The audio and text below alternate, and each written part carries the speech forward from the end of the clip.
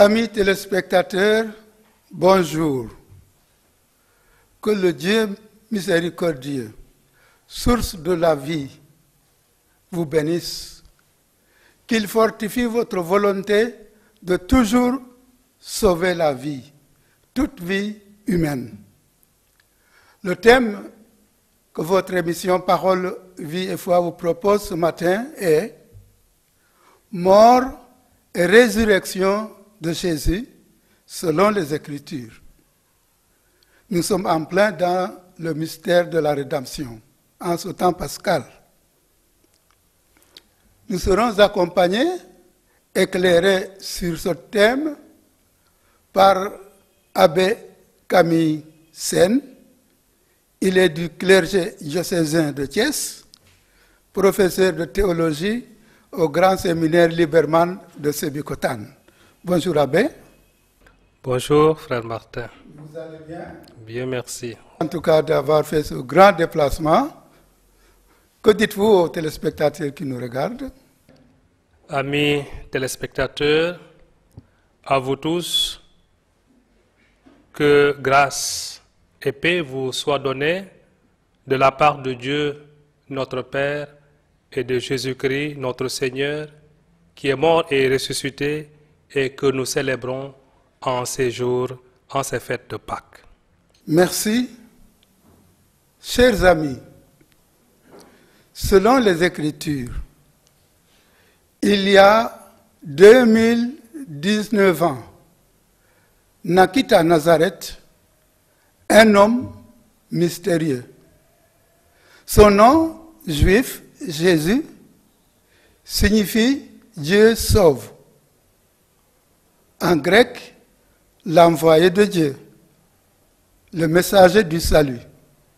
En hébreu, le Messie, le Messie. Cet homme mystérieux, vers l'âge de 30 ans, parcourait la Palestine et ses environs. Partout où il passait, il faisait du bien. Il guérissait les malades, ressuscitait les morts, chassait les démons. Lui-même avait dit, « Moi, je suis la résurrection et la vie. Celui qui croit en moi, même s'il est mort, vivra. » Il est mort d'une mort violente, exécuté par le pouvoir de son pays. Le troisième jour, il ressuscita d'entre les morts. Ses disciples ont témoigné de sa résurrection. Dans sa première lettre aux Corinthiens, saint Paul déclare, je cite, « Je vous ai transmis ce que j'ai moi-même reçu, à savoir que le Christ est mort pour nos péchés. Il est ressuscité selon les Écritures. » Alors, cher abbé, ce Christ qu'on dit qu'il est mort et ressuscité, a-t-il réellement existé? Avant de répondre à la question, j'aimerais revenir sur ce que nous célébrons ces jours-ci, qui est le mystère pascal, qui est au centre de notre foi. Et l'apôtre Paul le dit bien, si le Christ n'est pas ressuscité, vaine est notre foi. Donc le mystère pascal, Pâques, est au cœur de la foi chrétienne. Et c'est Pâques qui illumine les autres mystères, même la question de Dieu. Parce que si on dit que Dieu est Trinité, c'est parce que Jésus nous l'a révélé et c'est parce que lui aussi il est ressuscité. Parce que la résurrection atteste que Jésus est Dieu. Les autres mystères, la Vierge Marie, les sacrements, le mystère de l'Église, tout est éclairé par Pâques. Et s'il n'y avait pas Pâques, on n'aurait même pas célébré Noël et les autres fêtes chrétiennes. Donc Pâques porte la question de Dieu, les autres mystères, mais même la question de l'homme. Qui est l'homme? Le Concile Vatican II, en Gaudium et Spes, nous dit que le Verbe, par l'incarnation, s'est uni en quelque sorte à tous les hommes. Et il dit que la vocation ultime de l'homme, elle est divine. Et justement, la résurrection nous dit cette finalité de l'homme. Jésus, le Verbe incarné, est venu sans nous. Il a germé de la terre, dans le sein de la Vierge Marie, mort et ressuscité, il repart auprès de Dieu, assis à la droite du Père, avec notre humanité. Et justement, c'est ça, notre vocation ultime. Nous pouvons dire que nous sommes déjà en Dieu par le corps de Jésus-Christ glorifié. Ça, c'était pour dire la centralité du mystère pascal dans notre foi. Et célébrer Pâques, je pense, c'est célébrer l'audace même de l'amour de Dieu. Un Dieu qui aime l'homme, qui s'occupe de l'homme jusqu'à se faire homme. Un Dieu qui souffre et qui meurt par amour pour l'homme. Ça, c'est inouï. Donc, devant un grand amour, nous ne pouvons que nous émerveiller de Dieu, de l'amour miséricordieux de Dieu pour nous. Parce que Jésus qui est mort, qui est le Fils de Dieu, a porté nos péchés. Il est mort à cause de nos péchés, à cause de nous, en faveur de nous, mais il est ressuscité pour notre sanctification, pour notre justification. La grandeur de l'amour de Dieu pour nous. Et le chrétien doit pouvoir s'émerveiller. Contemplation, adoration, émerveillement devant ce grand mystère de la foi chrétienne. Cette foi chrétienne a comme objet et fondement Jésus-Christ. En précisant d'emblée que Jésus-Christ, quand on dit Jésus-Christ, ce n'est pas un nom composé. C'est une profession de foi qui dit que Jésus est le Christ. Quand on écrit Jésus-Christ avec trait d'union veut dire est le Christ. Donc c'est pour dire l'homme Jésus, le seul qui est né de Marie, qui a souffert, mort et ressuscité, seul celui-là est le Christ. C'est-à-dire, comme vous l'avez dit au début, est le Messie, est le Sauveur. Et c'est pourquoi il nous intéresse, parce qu'il nous sauve. Il est notre Sauveur. Alors, si on voit bien le nom Jésus-Christ, on voit homme et Dieu. Homme, Jésus, Christ dit aussi sa divinité. Alors, l'homme, si on prend le nom Jésus, vous avez dit tout à l'heure ce que ça veut dire en hébreu et en grec, donc loin et le Messie, mais ce nom dit tout simplement que c'est un nom commun de personne, qui dit la dimension historique de ce Jésus qu'on prêche comme ressuscité. C'est là pour nous dire que la foi chrétienne est née d'un événement historique. Dieu qui fait son histoire avec les hommes, en son Fils Jésus-Christ, qui est né de la Vierge Marie dans le temps. Et Jésus est bien, on peut bien le qualifier dans le temps parce qu'il a vécu dans une famille, dans un peuple, dans une histoire. Comme vous l'avez dit, il a marché, il a prêché, il est mort, il a attiré l'attention de beaucoup. Et ce Jésus-là n'est pas un mythe. Il n'est pas une légende. Donc en parlant de Jésus, on ne raconte pas une histoire, mais nous disons un événement réel qui s'est passé dans notre histoire parce que Dieu s'est fait l'un de nous.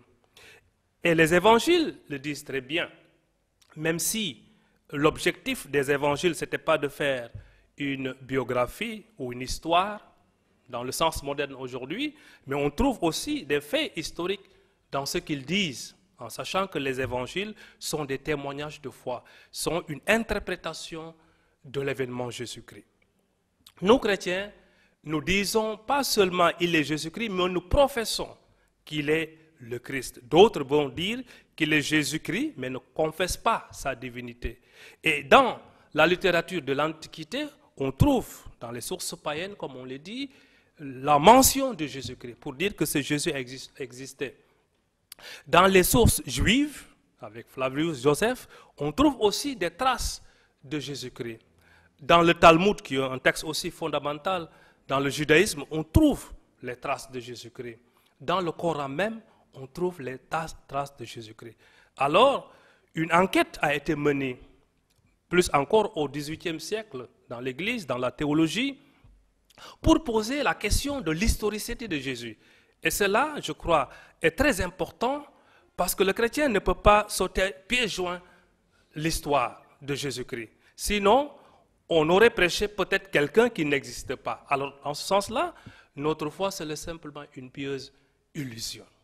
Et justement, l'autocritique de la foi par rapport à la réalité historique de Jésus, c'est pour que nous puissions savoir que celui que nous prêchons est vraiment celui qui a existé.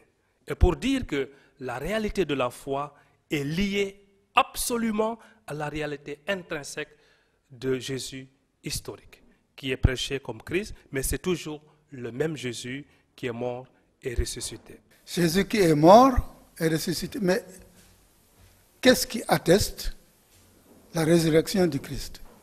D'abord, parlant de sa mort, il est mort. Il est réellement mort. Il est réellement mort. Et d'abord, Jésus a marché vers sa mort, en sachant qu'en allant à Jérusalem, il partageait déjà le destin des prophètes. La prédication de Jésus tournait autour de deux pôles, Dieu le Père et le royaume de Dieu. Et il est même le royaume, comme dit Origène, Basileia Tuteo. En sa personne, il est le royaume de Dieu. Et ce royaume annoncé a été visibilisé par des actes, les miracles, les guérisons, les exorcismes. Et là où Jésus est, il dit, le royaume est là, parce que le mal est vaincu par tout ce qu'il faisait en acte, par aussi ses paroles puissantes. Cela va le mener vers la mort, parce que la prédication n'a pas aussi été toujours accueillie, surtout par les autorités religieuses. Et dans la vie de Jésus, on verra que il y a des moments où Jésus est très solidaire de son peuple, comme un bon juif. Mais il prendra aussi des distances par rapport à cette religiosité du peuple. D'abord, la loi. Jésus a aussi pris des distances et montré son autorité sur la loi. On vous a dit, moi je vous dis, je suis venu aussi accomplir. Par rapport au sabbat, le sabbat, jour consacré au Seigneur, et l'intransigeance des autorités sur ce jour-là. Il ne faut pas venir le jour du sabbat vous faire guérir, vous avez 6 jours pour cela. C'est le jour du repos, en référence au 7e jour, où Dieu se reposa après la création. Mais Jésus va faire comprendre que le sabbat aussi est fait pour l'homme. Ce n'est pas un jour où nous ne devons pas faire du bien à l'homme, au contraire. Et non l'homme pour le sabbat.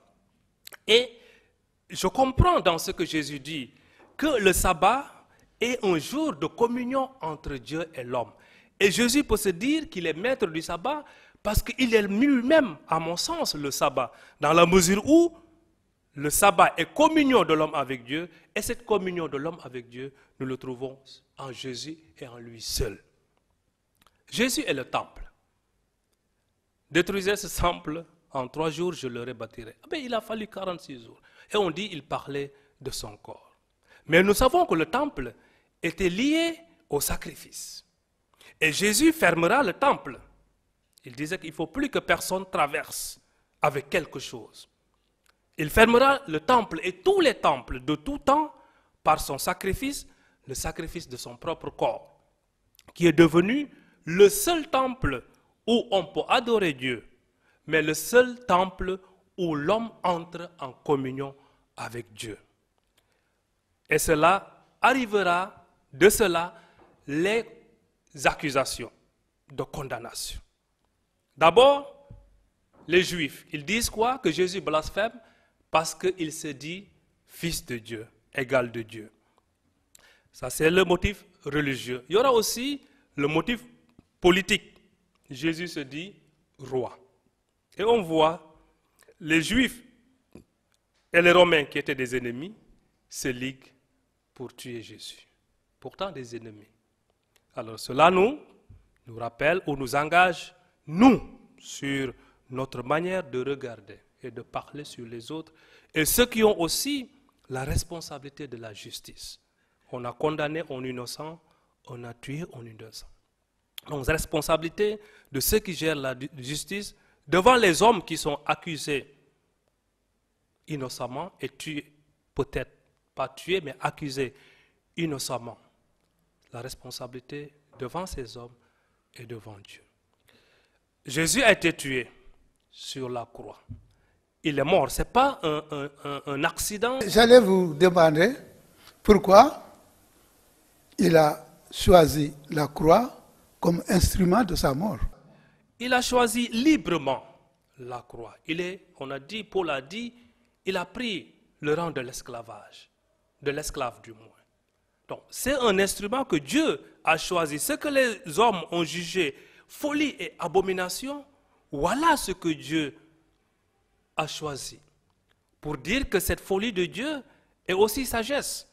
Parce qu'effectivement, nous attendons que Dieu réagisse comme Dieu, mais pas comme il a réagi. Et c'est pourquoi la croix est scandale et folie. Mais scandale et folie, peut-être de la faiblesse de Dieu. Mais nous savons que la toute-puissance de Dieu s'est faite toute faiblesse dans l'amour. Et c'est ça justement la force, la toute-puissance de Dieu. Jésus pouvait descendre de la croix, mais non, ayant aimé les siens, il les aimant jusqu'au bout. Il est effectivement mort comme un homme, mais il n'a pas fait semblant d'être homme d'abord, il n'a pas fait semblant de mourir, parce qu'il nous a rejoints dans notre condition, excepté le péché, jusqu'à la dernière tragédie de la condition humaine, c'est-à-dire la mort. Et cela a été attesté par tous les évangélistes en disant que Jésus est mort, mais plus encore pour parler de l'irréversibilité de cette mort, il a été mis au tombeau, il a été enseveli, comme Paul l'a aussi dit. Donc pour dire que Jésus est effectivement mort sur la croix, et justement la lumière de la résurrection nous donne un regard maintenant inversé sur la croix. Ce qui semblait être échec et victoire éclatante. C'est ça la victoire de la résurrection. Jésus pouvait nous sauver sans passer par la mort sur une croix. Est-ce que Jésus pouvait nous sauver sans passer par la croix? On ne peut plus parler de si. On ne peut plus parler de si. Jésus a choisi de nous sauver en prenant la croix. Il pouvait faire autrement, mais comme je disais tout à l'heure, c'est ce qu'il a choisi pour notre rédemption, pour notre rachat, en versant son sang sur la croix. Et justement, seule la foi peut lire la puissance de l'amour de Dieu. Jusqu'où Dieu pouvait-il aller avec l'homme? Jusque-là. Et c'est ça qui fait encore, comme je disais au début, la beauté de l'amour de Dieu pour nous. Parce que Dieu nous prend au sérieux jusque-là. Il pouvait dire non. Mais il a choisi cet instrument, pas seulement comme emblème, comme signe de la souffrance, de la cruauté, mais comme signe de son amour suprême pour les hommes. Vous parliez tout à l'heure de la résurrection.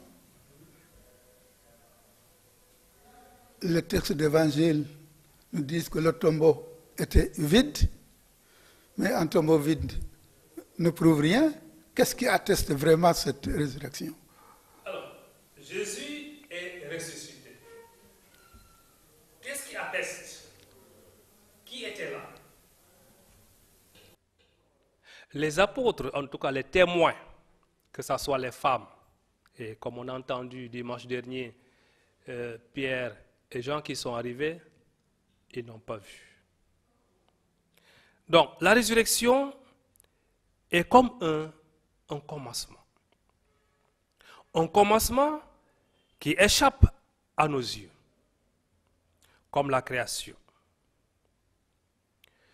Ceux qui ont vu Jésus, ils n'ont pas vu Jésus en train de ressusciter. Ça veut dire en train de sortir du tombeau. Ils ont vu un tombeau non seulement vide, mais ouvert. Le tombeau est vide et ouvert parce que la pierre est roulée. Cela signifie quoi? Cela signifie que celui qui a pris l'initiative, c'est Dieu qui seul peut sauver de la mort. Et il a délié Jésus de la mort. Et le tombeau qui est ouvert ouvre aussi une brèche d'espérance pour ceux qui sont déjà morts, mais pour nous aussi, qui connaîtront la mort, mais dans l'espérance que nous serons aussi ressuscités par la puissance de l'Esprit Saint. Le chrétien ne peut pas faire abstraction du tombeau vide et ouvert dans sa foi pascale. Même si le tombeau vide et ouvert est un signe insuffisant, demeure un signe confirmatif, dans le sens que Jésus n'est pas là. Jésus est ailleurs.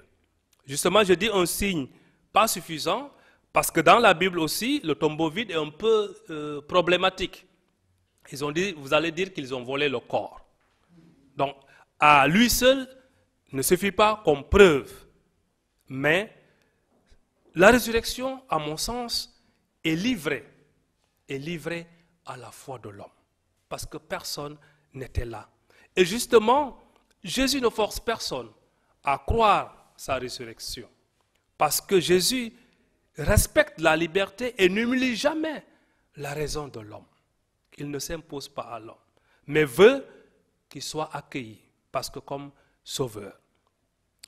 Alors, on peut retenir en substance que le tombeau vide et ouvert est un signe confirmatif de la résurrection, important aussi pour la foi pascale, mais à lui seul ne suffit pas comme preuve de la résurrection. Il y a qui ont vu Jésus après sa mort. Qui sont-ils? Jésus, en disant tout à l'heure que le tombeau vide et ouvert ne suffit pas, parce qu'il y a personne qui a vu Jésus en train de se relever, en train de se lever.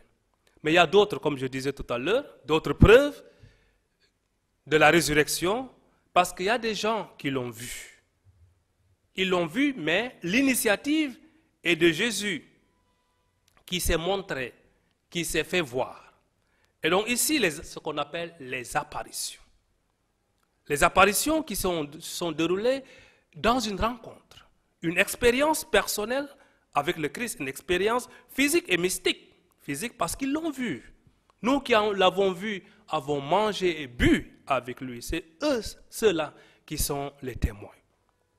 Donc Jésus s'est montré à ses disciples. Il prendra beaucoup de temps pour les convaincre, dit Walter Casper. Pendant 40 jours, il va essayer de... Mais c'est bien moi, ce n'est pas un fantôme, ce n'est pas un esprit, c'est bien moi. Donc ceux-là sont les témoins de la résurrection. Les apparitions sont les preuves. Ils ont vu Jésus, ils ont fait l'expérience transformante, parce que la résurrection les a transformés. Et effectivement, ce qui s'est passé entre le vendredi et le dimanche de Pâques, il y a eu changement dans la vie des apôtres. Parce qu'il y a ce dynamisme, il y a cette force de la résurrection qui les pousse maintenant à sortir. Et je crois que chacun de nous a fait cette expérience profonde de la résurrection, même si nous n'avons pas vu. Mais effectivement, nous avons vu dans le voir des apôtres, parce que nous croyons en leur témoignage. Donc un voir qui est d'abord rencontre et reconnaissance de ce Jésus. Il a dit, Thomas, viens voir les clous. Et pour cela, nous dit déjà que la vie de Jésus est chargée d'histoire. Les mains, c'est les marques de la passion. Et la résurrection n'a pas effacé le scandale de la croix, mais a transformé justement cette souffrance en gloire. Donc, voir, reconnaissance, mais aussi mission dans les apparitions. Donc, mission, ça veut dire ceux qui ont vu témoignent de ce qu'ils ont vu. Et c'est ça aussi notre foi, qui repose sur la foi des apôtres. Ils ont vu qui? Ils ont vu Jésus ressuscité, déjà sorti du tombeau, qui est venu à leur rencontre. Qu'est-ce qu'ils disent? Ils annoncent aussi que ce même Jésus est ressuscité. Et cela, c'est la mission de l'Église. Annoncer au monde, à tous les hommes, que Jésus est ressuscité pour votre salut, pour notre salut à nous tous. Vous dites que la résurrection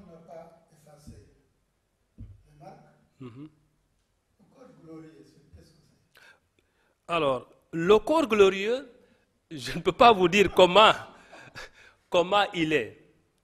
Mais c'est un corps, on entendra dimanche, qui passe à travers les murs, ce que Jésus ne faisait pas avant. Donc c'est un corps, disons, spirituel. Comment ça sera? C'est comme l'a dit l'apôtre Jean, quand nous le verrons tel qu'il est, et nous lui serons semblables éternellement. C'est ce corps de la résurrection que nous prenons dans l'Eucharistie, c'est ce même corps que nous aurons quand nous serons devant Dieu, quand nous le verrons tel qu'il est, et nous le serons semblables de manière maximale.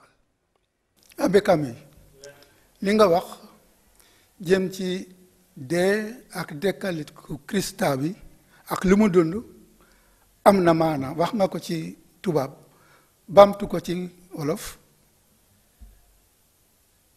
Amis spectateurs, ñu ngi xumbal ci jamono gi xewte Pâques di reenu suñu ngëm. Paul mu sell mi nee nañu su fekkee ne Krista bi dekkalikuwul suñu ngëm neen la. xewte Pâques di xewte coono dee ak dekkaliku Yesu Krista moo di leeral kumpu ngëm gi. ndax suñuy wax Trinité daa fekk ñu xam te gëm ne Yesu Krista yàlla la. te lu gën a firndeel ne yàlla la parce que dafa dekkaliku. donc su nekkul yàlla Trinité du am. su nekkul yàlla Trinité amul jàngu bu di am. ak leneen ci ngëm gi ak suñu mucc. li ñuy xumbal ci loolu moo di surtout coofeelu yàlla bi dem dayo ci ñun. yàlla mi ñu sopp di ñu toppatoo ba nangu sonn de ngir ñun. loolu coofeel gu rëy a rëy la. amul benn coofeel ñu dégg ko ci àdduna ci jóge ci yàlla. ci yàllu Yesu Krista rekk la. liñ ci teg moo di ne Yeesu ndax am na dëgg dund na dëgg. ñu ne waaw suñu ngëm du leebaatu. suñu ngëm dafa sax ren ci Yeesu mi dund ak ñun ci suuf si. nekk li ñuy wax noonu. waaye li ñu teg fu wóor. dégg Yeesu judd na ci Mariama judd na ci benn xeet dund na ab diir mu dee. donc loolu wóor na ne Yeesu mi ci moom mi ñu gëm Yeesu moomule dund na ak ñun ci suuf si te dee te am na téere yu bare yi koy óoral. kon Yeesu ñu gëm ne nekkil lu ñuy wax nii rek lu ñuy léeb waaye dëgg bu wóor péng ci li ñu ko l'évangile yi jottale ak yeneen mbind itam jottale. alors kenn mënul wax ne Yeesu mësul am ci suuf. ku ko wax itam dangay wax li la neex. te suñu ngëm ci Yeesu moomu la sas. suñu ngëm ci Yeesu moomu la fekk baax. frère itam laaj na ma ndax Yeesu dee na. Yeesu itam comme juddu na ni nit ku nekk ñam na dégg. xamoon na ne dina dee. parce que la mu doon waare mu ngi doon itam déranger. mais terewul ngir coofeel gi mu ñu amel jël na yoonu croix ba ndax dee ngir ñun. mais loolu yëpp coofeel la. Yeesu demul xaru mais daf ñoo sopp ba nangu dee ca croix ba. croix ba nag moo di jumtukaay bi yàlla moom tànnal boppam. xëy na mënoon na tànn leneen mais won ñu coofeel gi mu ñu amel. coofeel bu amul àpp croix ba la jël ndax musal ñu. Yeesu mi dee dekkaliku na itam. dekkaliku na te dekk Yeesu Krista ci suñu biir jamono la. fa mu dee mun nañu wax foofu la dekkalikoo foofu la génne parce que dee na ñu rob ko. wañu nekk dee na mais dafa dee ñu rob ko mu wóor ne Yeesu dee na. dekki na parce que fañ ko dencoon Karmel ba génn na fa. parce que taalibeem ya ba ñu fa ñëwee gis ne moom nekku fa. kon pour wax ne Krista dëgg-dëgg dekki na te dekkeem mu ngi amee fii ci suñu suuf si mais ubbil nañu itam buntu aljana. ah ban preuve lan mooy wooral ne Yeesu Krista dekki na ah ba ñu demee ca Karmel ba gisuñu fa Yeesu te ci téere yi ah wax nañu ne su ngeen demee garde yi ngeen ne dañoo sàcc yaramu Yeesu Krista kon bàmmeel ba ubbeeku te amul kenn doyul rek pour ñu wax ne Yeesu Krista dekkaliku na mais mu ngi ñuy óoral ne Yeesu nekkul ci bàmmeel bi donc suñu ngëm ci dekkaliku Yeesu Krista mënuñ ci dindi bàmmeel ba ñu fekk te amul kenn te mu ubbeeku yeneen li koy óoral ne Krista bi dekki na moo di feeñu yi mu feeñu apôtaram yi jël na jour yu bare ndax feeñu leen óoral leen ne moom mi nekkoon ak ñoom moom moo dekkaliku du keneen du njuuma du leneen moom sax la Yeesu Krista te ñooñu itam gis nañu ko te mun nañu wax ñun suñu gisuñu xëj na comme Thomas mais gis nañu ci li taalibe yi gis ndege suñu ngëm mu ngi sësu itam ci ngëmu taalibe yooyu xam ne gis nañu Yeesu Krista waa ak moom toog ak moom lekk ak moom gën a dekkem loolu moo di oral ne Krista bi dëgg-dëgg dekki na te du waxu caaxaan dëgg la dëgg bi ñu l'évangile bi jottale ku bëgg nag nga gëm ndege Yeesu du forcer kenn mais ñu xam ne kenn fekkewul ba Yeesu di génn Karmel ba pour wax ñu ne rek ngëm ci paax bi ci dekkali ko dañ ko wàcc ci suñu loxo li Yeesu bëgg moo di ñu am yaakaar te gëm ko moom ci boppam ni mu ko waxe woon ñu mën ko àggali ndax dundee ko ci suñu dund bu bés bu nekk ci gàttal wala un peu li ma mën a wax ci li ñu xaw a wax ci français. Yeesu moomu le nga xam ne waxoon naa ko ci njëlbeen ci tubaab dafa doon am ñu dee mu def leen ñu dekkaliku xaritam Lazare ma bëggoon xam lan moo wuute dekkaliku Yeesu ak dekkaliku Lazare. Voilà, Yeesu dekkali na Lazare la fille de Jaïr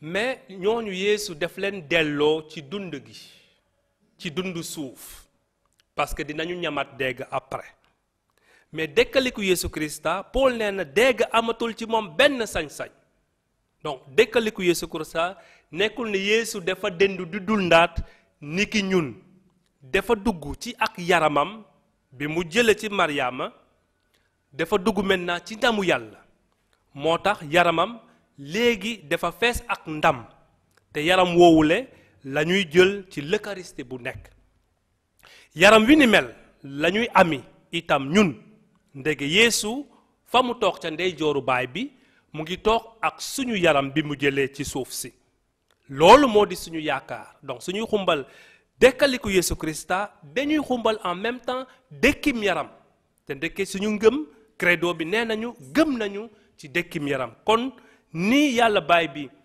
dekkale Yeesu Krista jox ko yaram wi ñu mel noonu itam ci kattanu xel mu sell mi la ñuy dekkale ji bés ba ñu mën a bokk jeetaay ak moom loolu moo di suñu yaakaaru chrétien ci xewte Pâques ji itam. Voilà, merci. Nous sommes au terme de la première partie. Nous marquons une petite pause. Nous reviendrons sur le plateau.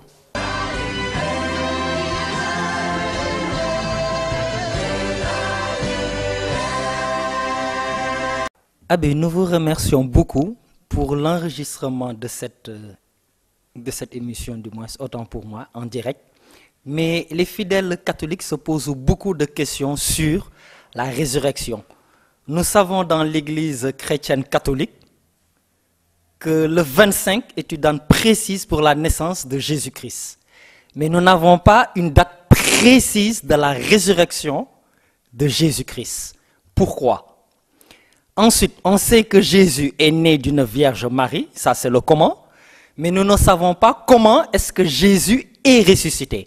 Donc comment Jésus est ressuscité? Nous aimerions le savoir. Ensuite, Jésus, qu'est-ce qui l'a poussé ou qu'est-ce qui a été dans sa tête pour pouvoir prendre la croix et pas un autre instrument? Une autre question que les fidèles éventuellement aussi se posent, c'est par rapport au linceul de Jésus. C'est-à-dire, Jésus n'a pas été mis dans un cercueil. Et nous avons été créés à l'image de Dieu. Aujourd'hui, beaucoup de familles chrétiennes éprouvent des difficultés pour le cercueil. Pourquoi le cercueil? Jésus est assis à la droite de Dieu, le Père Tout-Puissant. Nous, est-ce que nous ressusciterons aussi le troisième jour comme Jésus? Et est-ce que aussi nous serons aussi à la droite de Dieu, le Père Tout-Puissant, comme Jésus? Et pourquoi à la droite de Dieu, le Père Tout-Puissant? Une chose aussi que nous aimerions savoir, que les téléspectateurs vous demandent, ils disent qu'aujourd'hui, nous faisons le 8e jour, le 6e mois et les 1 an de la commémoration d'un défunt. Or que Jésus n'a pas connu de 8e jour, il n'a pas connu de 6e mois. Je vous remercie.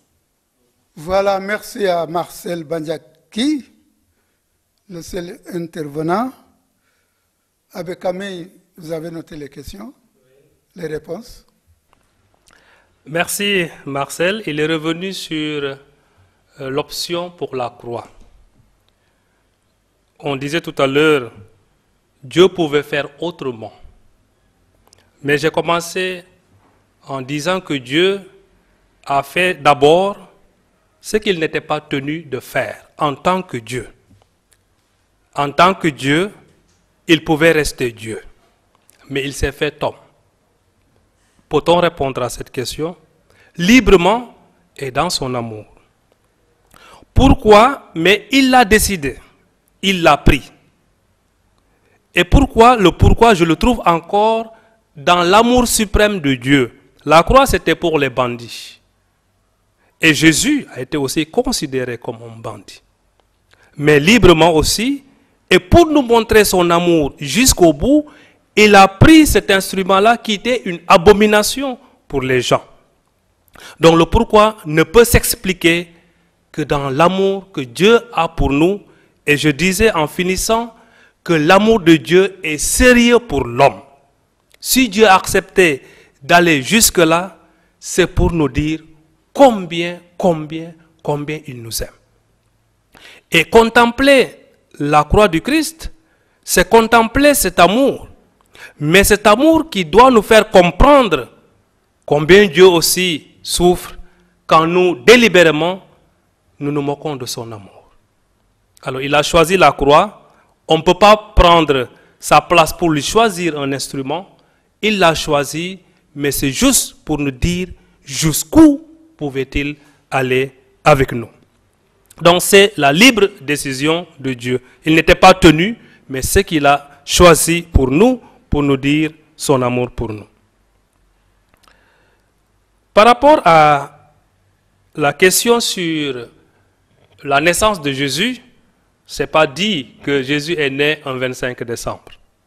C'est une date symbolique qui fête la lumière. C'était une fête païenne christianisée. Ce n'est pas dit que Jésus effectivement est né un 25 décembre. C'est une date symbolique parce que Jésus est le soleil levant, est la lumière du monde. Et cette fête-là du 25, c'est ce qui fêtait la lumière. Et Jésus est la lumière qui éclaire le monde. Par rapport au calendrier sur la Pâque varie entre mars et avril parce qu'il y a des calculs lunaires. Il y avait 2 calendriers, le calendrier des pharisiens solaires et le calendrier des Esséniens, donc qui ne correspondaient pas. Mais aujourd'hui, on a opté pour un calendrier, mais c'est par rapport à la Lune. Donc on calcule, donc ça tombe entre mars et avril. Donc une date précise, il n'y en a pas.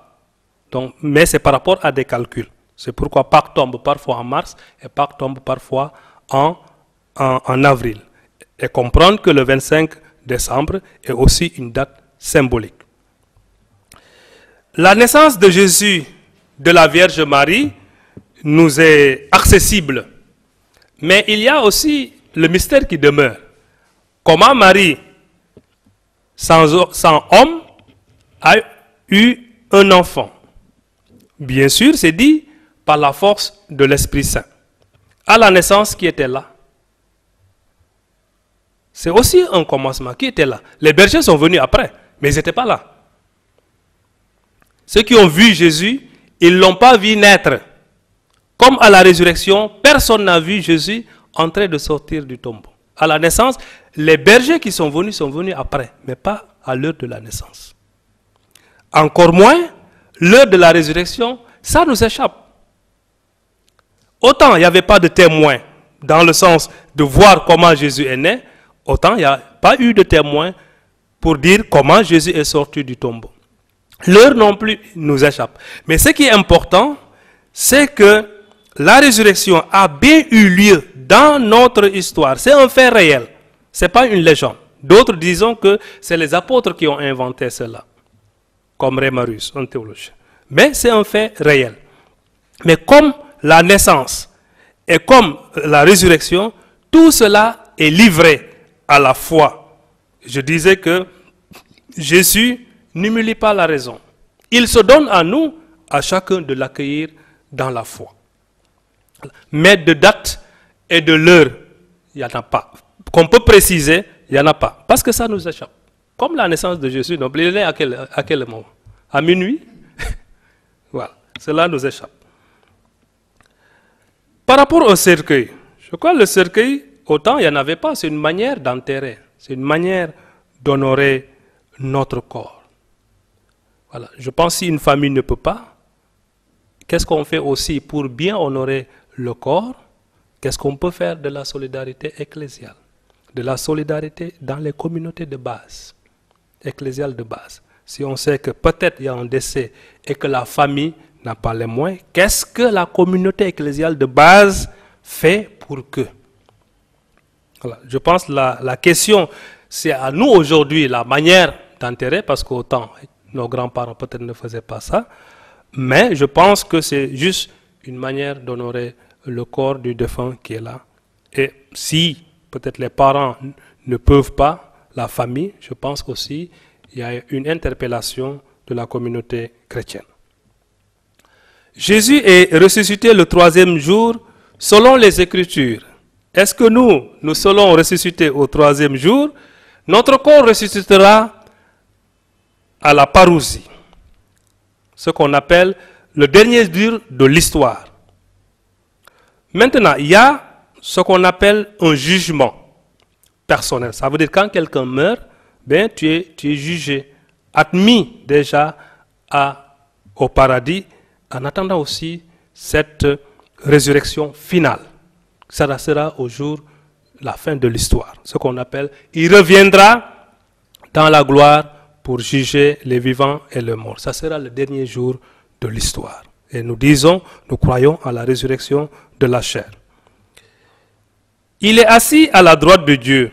La droite peut signifier peut-être le lieu de la bénédiction, mais ce qu'il faut retenir, à mon sens, à droite ou à gauche, il est assis auprès de Dieu, avec notre humanité. Et il nous a dit que là où il est, là aussi sera son serviteur. Donc là où est Jésus, là aussi nous serons.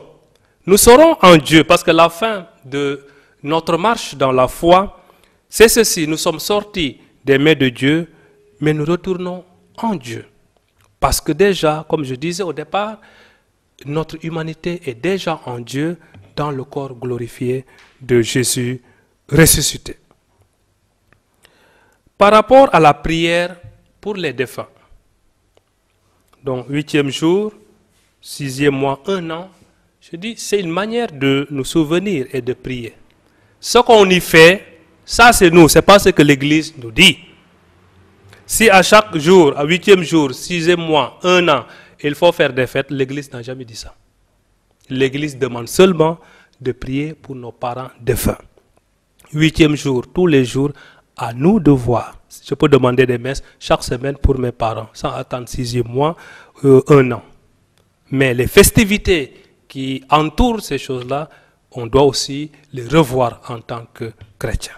L'essentiel, c'est de prier pour nos parents défunts et ne pas exagérer dans ce qu'on fait. Pendant que la personne vivait, on ne peut pas le soigner, elle meurt, on est prêt à tout.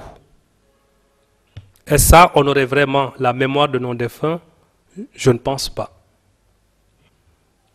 Voilà, nous sommes presque au terme. Une dernière question. dans le Sénégal d'aujourd'hui, comment vivre et témoigner de la résurrection du Christ, concrètement. Concrètement, je n'ai pas une recette, mais je peux dire ce que je pense en disant que, comme on l'a dit tout à l'heure, que le témoignage des apôtres était un voir et une mission. Mission de porter Jésus-Christ qui est ressuscité. Cela suppose, à mon sens, que nous vivions déjà en ressuscité.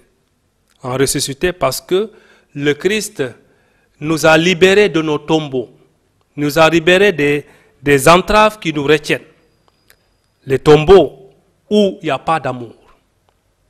Les entraves où l'amour est brisé. Alors, vivre en ressuscité, à mon sens, c'est vivre dans l'amour. Nous rappeler de notre baptême comme cela a été fait à la veillée pascale. Et ce baptême nous dit deux choses. La première, c'est renoncer à Satan et à ses œuvres. Donc ça veut dire renoncer au mal. Donc pour vivre en ressuscité, renonçons au mal que nous faisons. Un mal, le mal vis-à-vis de Dieu, le mal vis-à-vis de nos frères. Le mal qui peut être le péché vis-à-vis de Dieu et du frère, mais autre chose comme méchanceté, autre comme ne pas partager, en tout cas ce qui ne correspond pas à l'amour, au commandement de l'amour de Dieu. Parce que celui qui vit de l'amour, seul celui-là est saint. Dans notre Sénégal d'aujourd'hui, je crois que le chrétien est toujours appelé à la conversion, à se conformer à ce Jésus qui est ressuscité, puisque c'est le Jésus-là que nous portons. Et nous sommes présents, nous chrétiens, de ce Jésus ressuscité. Donc sa mode de présence dans ce monde, c'est aussi notre présence dans le monde. Et pour cela, il faudrait que nous chrétiens, d'abord, nous changions de mentalité pour avoir la mentalité du Christ formée par l'Esprit Saint.